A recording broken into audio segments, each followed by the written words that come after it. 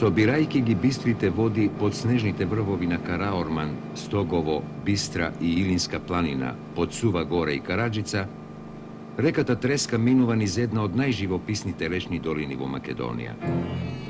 На својот пат, таа ги напојува малите плодни полиња и ливади затворени во тесната долина, а потоа брза кон клисурата, чии што стрми стени се издигаат високо над незиното корито.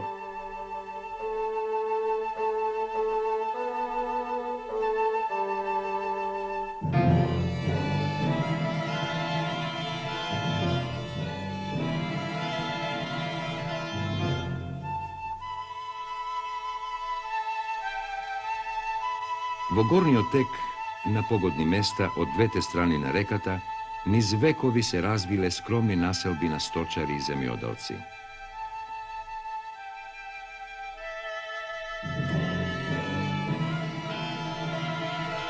Во тешко пристапната клисура владеел мир, нарушуван од време на време само од писокот на птиците, кои се гнезделе во длабината на малите пештери и дупки распрснати по стрмите и недостапни стени. Во бистрата вода царувала црвенопегата пастрмка, а во височините, над клисурата, јата голоши и орли го крстосувале синото небо.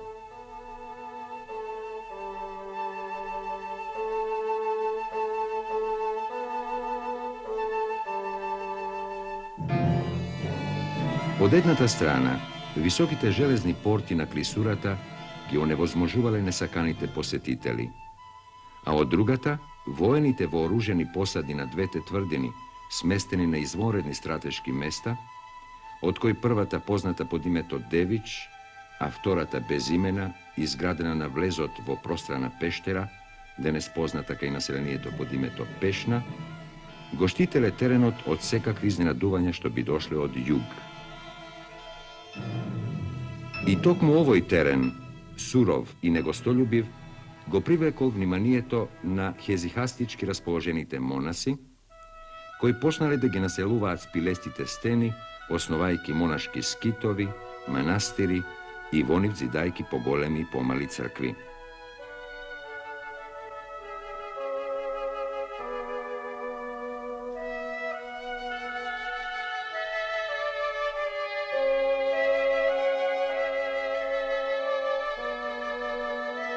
Денес се уште не е точно познато кога пристигнал во овој регион првиот монах, но со поголема сигурност може да се предпостави дека тоа биле немирните времиња по пропаста на македонската Самуилова држава, кога во Македонија настануваат посебни економски и политички услови.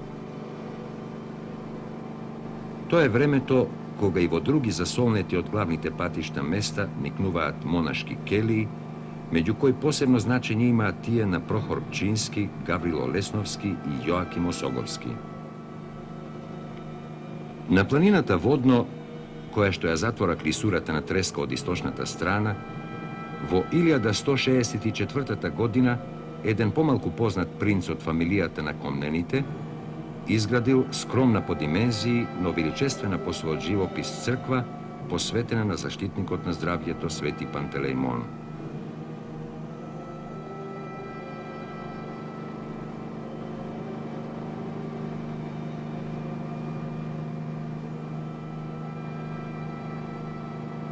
До позасилена изградба на манастирски цркви во клисурата на река Треска доаѓа кон крајот на 13-тиот и во 14-тиот век, за да продолжи и подосна по времето на робството под османлиските турци.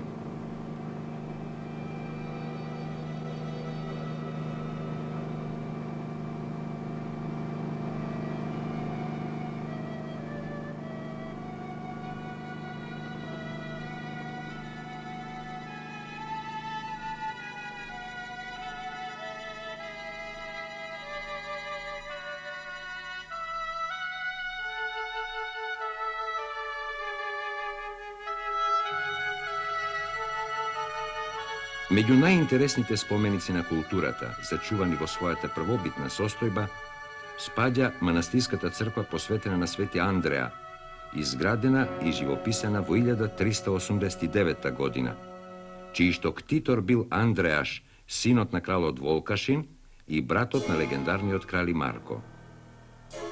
Зачуваните старословенски надписи во црквата укажуваат покрај другото и на недвижните имоти што биле собственост на манастирот.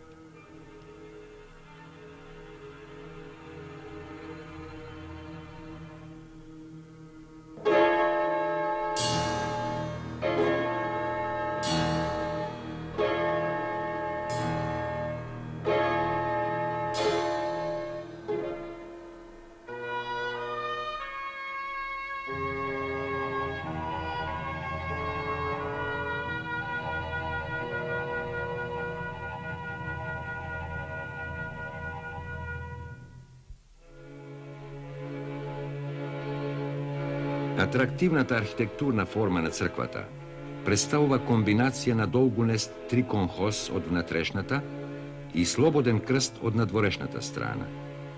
Северната и јужната конхи служат како певници, а источната конха е олтарна апсида однадвор петострана.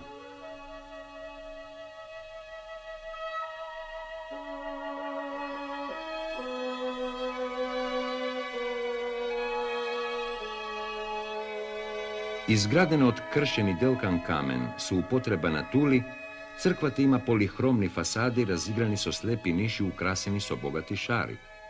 Над централниот простор се издига висока купола на пандантифи.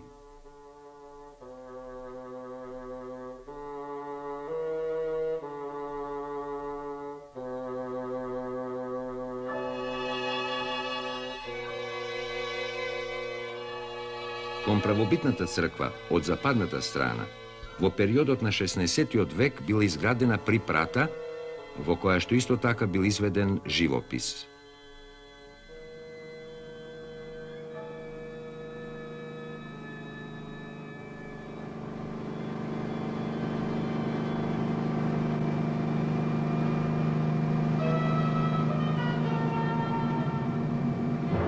Подигната високо над кањонот на реката, оградена со стени, како гнездо свиено меѓу бујната вегетација, црквата Свети Андреја на своите ѕидови чува извонреден ансамбл фреско живопис, дело на прочуениот митрополит Јован Зограф, роден во селото Зрзе при Лепско, и на неговиот помошник, монахот Григорије.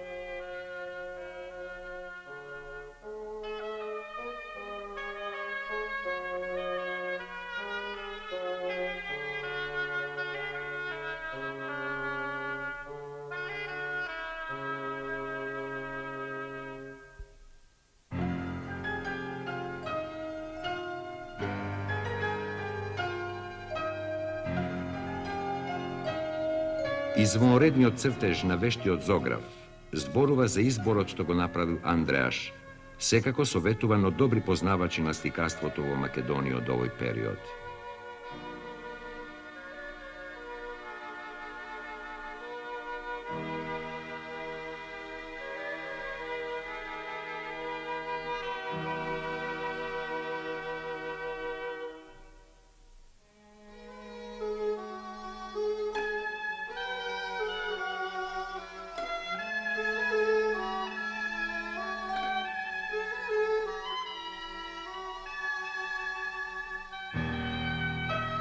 Во црквата се насликани композициите што ги илустрираат големите празници и страдањата Христови, како извесен број познати војни фланкирани од двете страни на влезот во наосот.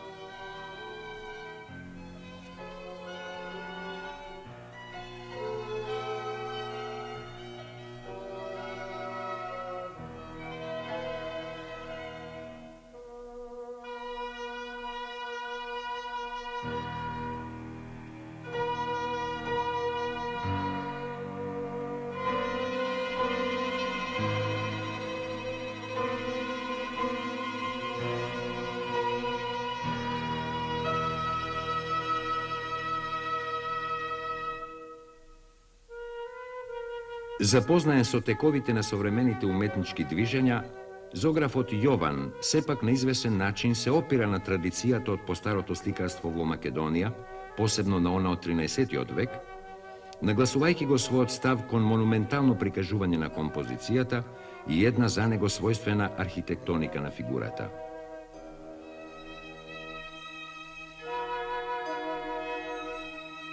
Неговите светители се карактеризираат со внатрешен мир и достоинствен став, што помага сликарството на митрополитот Јован Зограф да заземе едно од највидните места во творештвото на средновековните сликари во Македонија.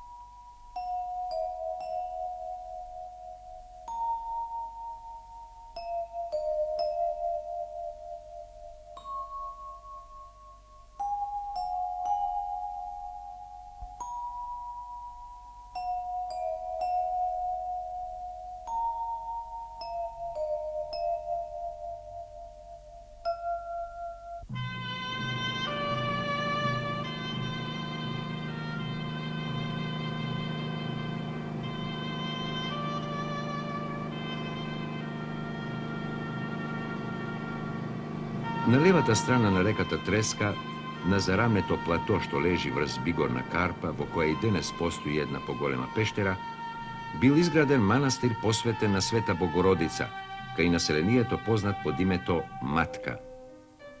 За манастирската црква се знае дека била изградена во 14 век со средствата на Бојко, син на властелинката Даница, ктиторка на црквата Свети Никола во село Љуботен во Скопска Црна Гора.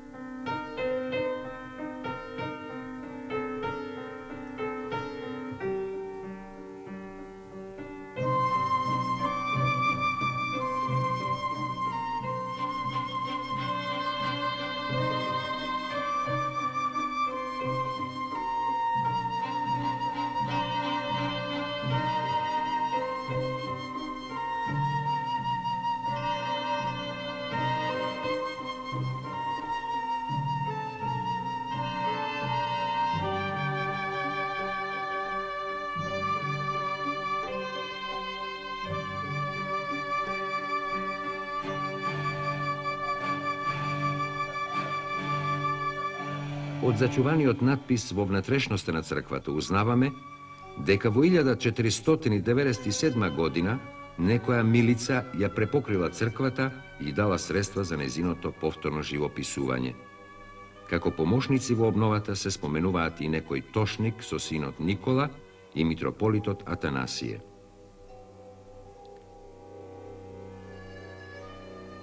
Иако мала, црквата е градена со извонредна умешност. Внатрешниот простор е обликуван како еднокорабна црква со пиластри, над кој се издига осмострана купола. Покривот е решен во вид на крст, а апсидата на исток има 3 страни.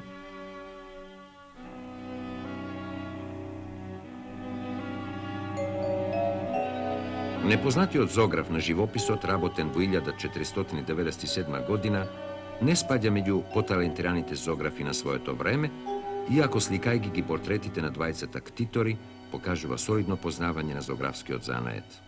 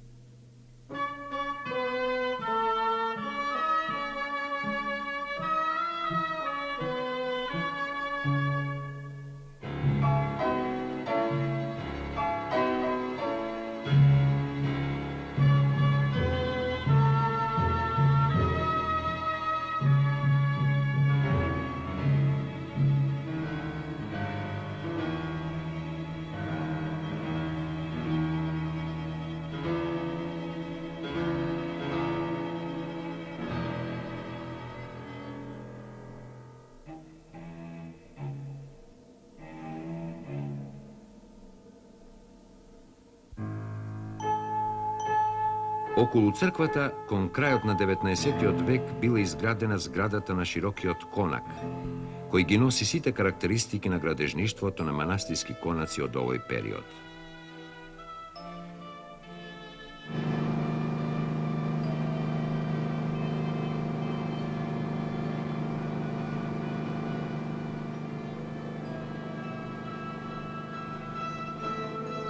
Низводно, во близината на селото Шишево, се наоѓа црквата посветена на Свети Атанасије, за која зачуваниот надпис кажува дека била изградена и живописана во 1565 година. Тоа е еднокорабна црква со голема апсида, засведена со полуобличаст свод. Фрагментите од мермерни блокови, умешно изработени, вградени по време на зидањето во незините фасади, покажуваат дека црквата била лоцирана на местото на некоја постара градба. Денес се разбира е тешко да се каже дали тоа била култна градба, некоја ранохристијанска базилика или имала профана функција.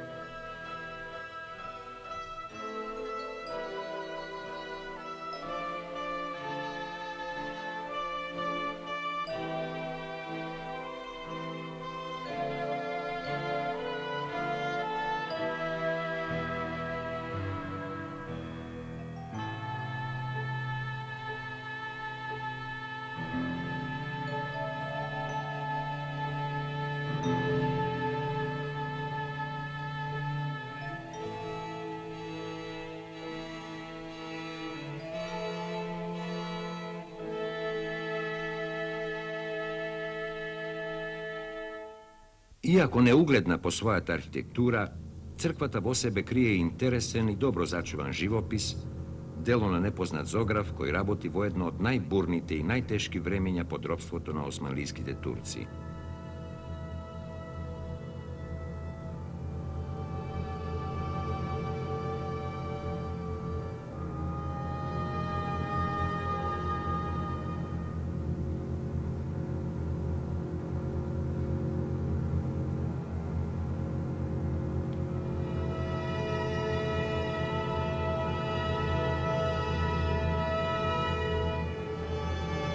А какво било тоа време за христијанското население во овој регион, може да се заклучи по содржината на два записа, од кој првиот бил испишан 30 години пред живописувањето на црквата, а вториот исто толку години по незиното живописување. Во првиот запис, еден монах од манастирот Свети Пантелеимон во Нерези лаконски констатира: во 1535 година ги расипаат црквите во Скопје. Меѓутоа, ние денес со сигурно знаеме дека репресивните мерки што во известни периоди ги преземала османлиската власт не успеале да го прекинат континуитетот на творештвото на македонските зографи. Загрижените монаси и местното население секогаш наоѓало средства и покрај тешката економска положба во која што се наоѓале, да изградат црква или барем да обноват некоја постара која се нашла во урнатини.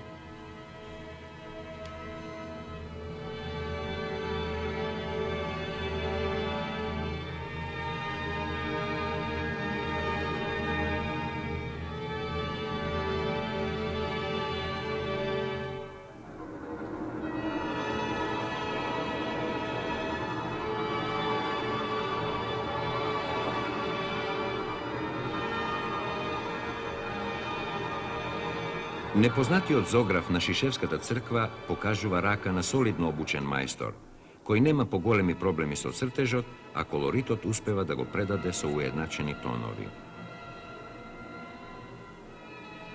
Анализирајќи го неговото сликарство, ги забележуваме и пошироките познавања на иконографијата.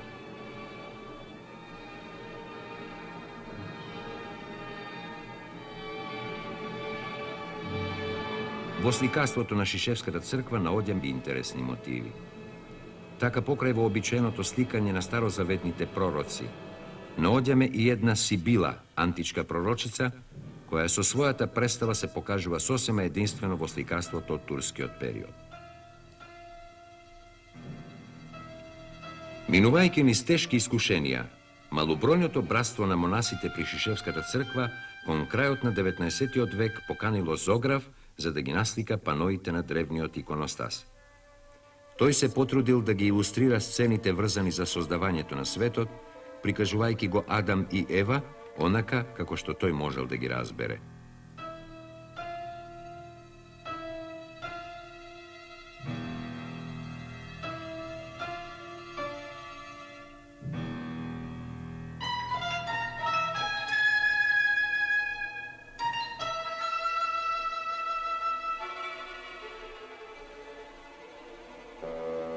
Иако наивно, ова сликарство одбележува еден развоен период во нашето сликарство.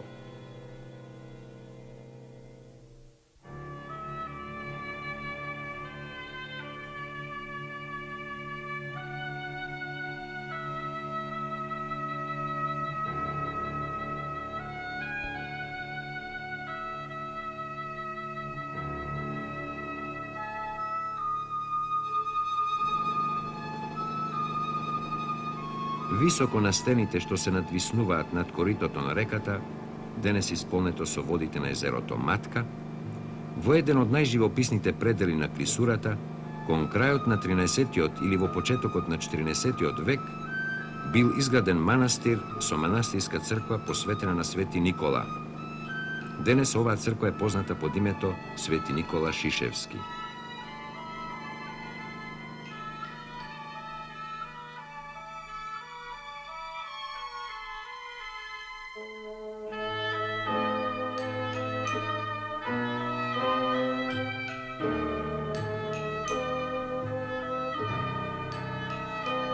Црквата се состои од два дела. Првиот, од источната страна, представува еднокорабна црква со полуобличест свод, со рамни фасади од кои зиркаат мали тесни прозорчиња. Вториот е доградениот во 1630 година со разиграна фасада со пиластри и осмострана купола.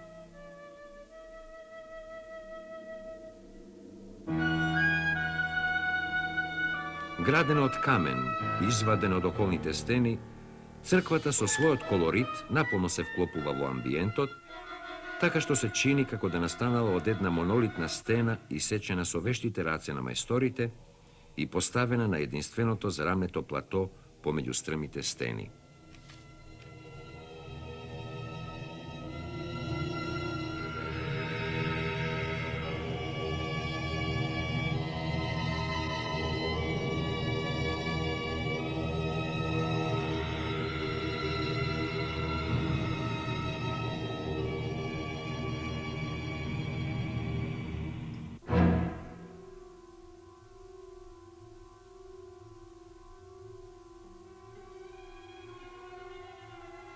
Во внатрешноста наоѓаме два слоја фреско живопис, од кој постариот е видлив само на неколку места од каде што отпаднал поновиот живопис. Судејќи по цртежот и по колоритот, непознатиот зограф на постариот живопис спаѓал во редот на најталентираните мајстори зографи на своето време.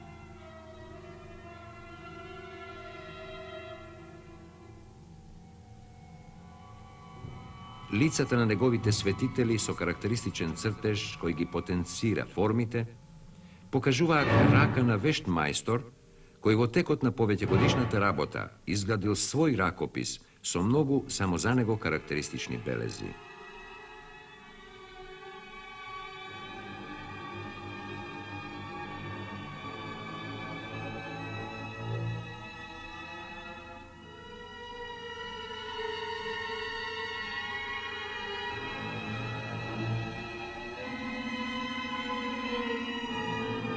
Компаративниот материјал покажува дека тој подолго време работи во овој регион, што го оддава како еден од монасите на братството собрано во долината на Треска.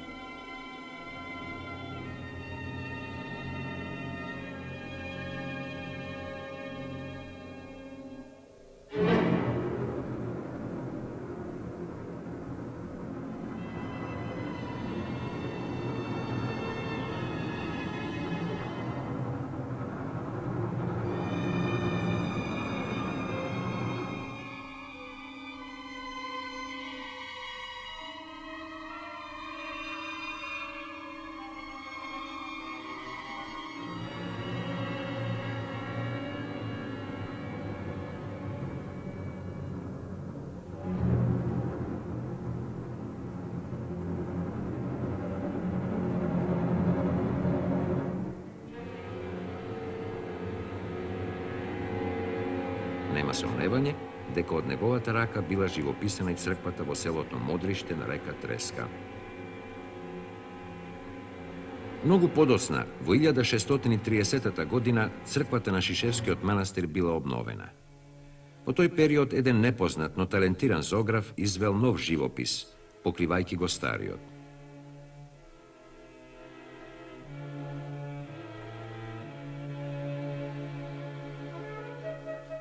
Мноштвото сцени што ги илустрираат големите празници, страдањата и чудата Христови, како и животот на патронот на црквата Свети Никола, покажуваат рака на педантен мајстор кој еднакво квалитетно работел и во двете сликарски техники – фреско живописот и иконописот. Иако ова сликарство не носи никакви новости, тоа во себе ги содржи искрените настојувања на зографите од периодот на робството под турците, кога зографскиот занает ги преживува своите најтешки денови, минувајќи од рацете на професионалните сликари во рацете на неуките монаси, кои зеле четка в раце не од желба уметнички да се изразат, туку да пополнат една празнина што од ден на ден станувала подлабока. Манастирските цркви во долината на реката Треска представуваат изворедно интересен хезихастички комплекс, близок по многу елементи на светогорските манастири или на тие во метеорите, иако во нив монашкиот живот згаснал уште во почетокот на 20 век.